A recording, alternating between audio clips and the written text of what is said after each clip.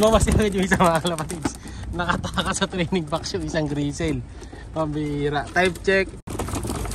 Dito tayo ngayon mga kalapatids sa may Premier ulit. Ayan, malapit lang dito sa may palit lang to mga kalapatids. Photos natin syempre yung mga warriors natin dito. Ayan sila. Susubukan natin to. Si John Alden nandito pala, sinama pala ni Madlato. So medyo north to eh. 1, 2, 3, 4, 5, 6. So anim ang ibon natin dito. Ayan, pakitoksin nyo yung anim natin.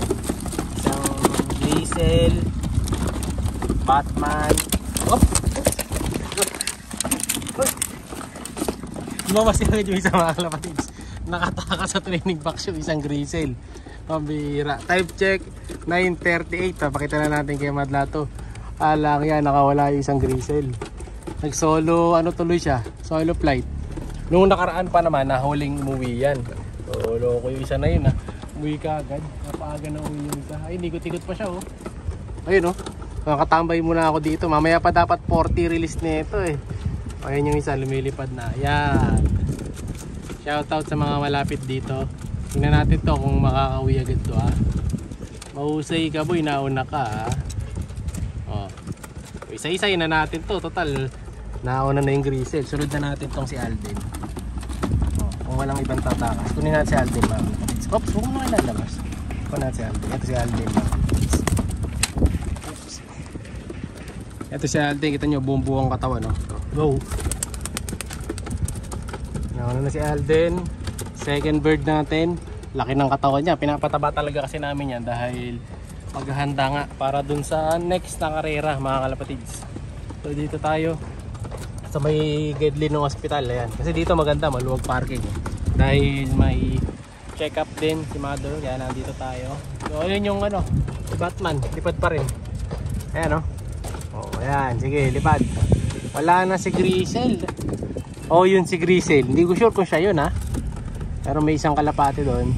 Si Batman na yun, doon pa nagpunta.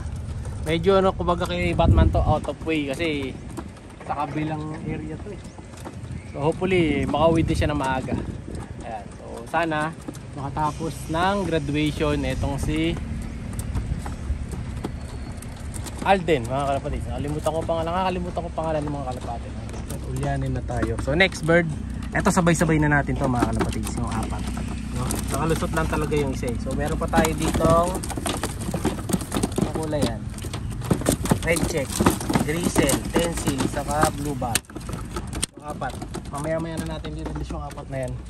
Pahinga muna tayong konti. Time check 9:40. So siguro mga 45 pwede o 43 pwede na nating release yan.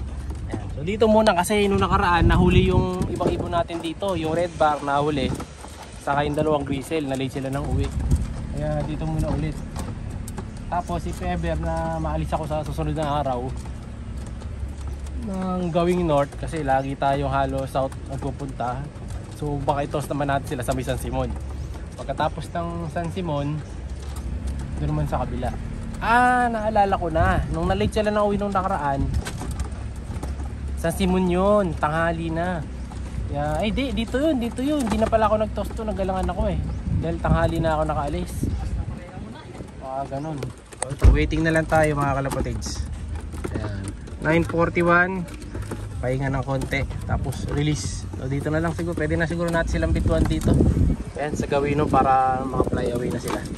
Buksan na natin to. Pwede na to. Time check. 9:41 AM. Let's go boys. Isa lang. Ayan na oh. Labo-labo na. Yun oh. So yan ay apat nating huli mga kalapatids. Parang ngayon yata yung Grisel. Kanina pa paikot-ikot yung isang kalapati na yun. So yan yung apat. Okay, magbababay. Galingan nyo dyan. Ayan ay apat mga kalapatids. Lipad-lipad lang sila. Yan oh. Kung yun yung Grisel, yun nga yata yung Grisel mga kalapatids. The Grisel yun eh. Ayan, naglima sila oh. Pag ito di nagiwahiwala, yan na nga yun. Okay, lipad-lipad lang. Ayan. Tingnan natin kung didiretso yung mga to. Sundan natin. Ay, naging apat na naman. 5 na kanina yan ah. Tapos nagdire-diretso sila. Ayan oh. Ayun, 5 na ulit. Nasa kuryente. Okay. Ikot. Yun. Diyan pa rin sila mga kalapatids. Humihiwalay talaga yung isa oh. Ayun oh. Kanyo. Tapos yung apat dito pa rin, umiikot. So, pa-update natin kay Madlato kung kumpleto pa to mamaya ah. So kita-kits na lang mamaya sa bahay. Ayan, update ko kayo mamaya pagka kumpleto pa o hindi na. Bye!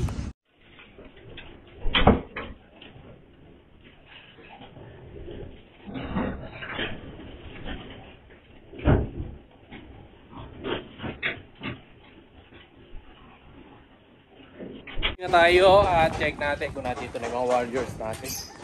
So kung dumating kanina na nauna base sa CCTV is yung blue bar sa taas saka si Alden, ito yung kuha sa CCTV. Ayan. Tapos yun nga, nahuli pa ako umuwi yun, tumakas kanina. Ito yun, yung tumakas kanina mga kalapatids. Ay, ano ba yung tumakas kanina? Yung bag grisel ba o yung regular grisel? Ayan. So review nyo na lang sa video natin. No? Basta yung isang grisel dito ang nauna kanina. So, ito nga yung mga itim. So yun nga ang mangyayari pala sa taas. Mamaya i-explain ko na lang. Boy, balik ka na. Kasi muna kayo dyan, baka tumakas pa kayo. Hindi natin napawalan yung ibong kanina dahil nakauwi kami kanina mga kalapatids. Alas 3 na. So bukas na lang tayo magpapawalan ng mga YB natin. Basta isa dito sa dalawang grisel mga kalapatids ang tumakas tapos nahuli pang umuwi. No, ito yata yun eh. Hindi magkakamali. O ito. Basta yung mga naka-blue. No, ito yata yung tumakas mga kalapatids. Tapos ito yung nahuli. No, well, ganun pa man mahalaga. Eh, nakauwi yung mga warriors natin today. So, nasan si Hinata? Nasaan na yun? Tapos yung itlog nilang isa. Baba, ayun. Buo pa naman yung isang itlog nila. Lalagyan natin na sapin. Bukas yung itlog nila or mamaya lalagyan ko na pala baka kasi mabasag, sayang. So akala ko may ano siya, uminom siya kanina sa tubig, may dumi lang pala yung bibig niya, ano. Siguro dahil sa mga kinakain nila. Okay naman yung pups niya, matigas naman. Akala ko tumukod. Hindi naman pala. Sentrum complete tayo dito sa baba. Ngayon, ito naman tayo dun sa likod. Check natin kung ilan ang ibo natin sa likod. Ay, sa likod. Harap pala. Check natin sila kung nandito yung pula kasi yung red bar nung nakaraan nahuli yung red bar eh. Wala, makita natin kung okay si red bar.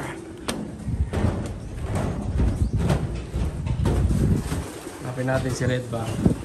Ito yung mga YB natin mga kalapatids. Ito binuviewing na yung mga to. Ayan o. O iba-ibang kulay diba? Dami nating young birds dito mga kalapatids. Puro mga grisel. Mga grisel na yan is yung may mga pasok mga inbreak yan. Mga grisel. Ginawa natin grisel yung mga inbreak natin dito. So ang mga batch na mauna dyan is yung blue. Tapos pink.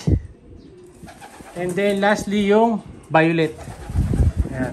So di ko sure kung alam ni Madlato yun. Basta una dyan yun ang batch ng bang matitrain natin. Patching nila yun. So first yung blue, then pink, and then violet. Ayan, konti lang, mabilis ng training yan. Tapos, hanapin natin yung isa, blue bar, saka tensil. Tipler. So, may malungkot na isang tipler dito mga kalapatid kasi may inalis tayo dito eh. So, ayan, malungkot yung isang tipler. Kalala nyo na kung siniwala. Ayan yung dalawang tipler. Hanapin ko yung isa. Sarang muna natin ito mabuti, ha? Nga tayo isa. Ito hindi. Yung tensil. Ah, ayun yung dalawa. Nakauwi naman mga kalapatids. Ayun yung isa. Yan yung pulang sinakay natin yata kanina. Ayun ba yun? At hindi naka-blue. Kaya ayun. Ayun yung mga nakis natin kanina mga kalapatids. Ayan. Yung tensil sa dulo. Tapos yung blue bar na makinis. Saka yung pula na red check. O, yan yung mga hinagis natin kanina. Tapos si Alden na yun. Diba? So okay naman si Alden. Buti na lang, nakauwi si Alden kahit na paano. Ready na para sa third lap derby. Hopefully maging maganda ang uwi niya sa susunod na laban. So yun naman mga kalapatids ha. Update ko ulit kayo. Like, share, subscribe. Ingat!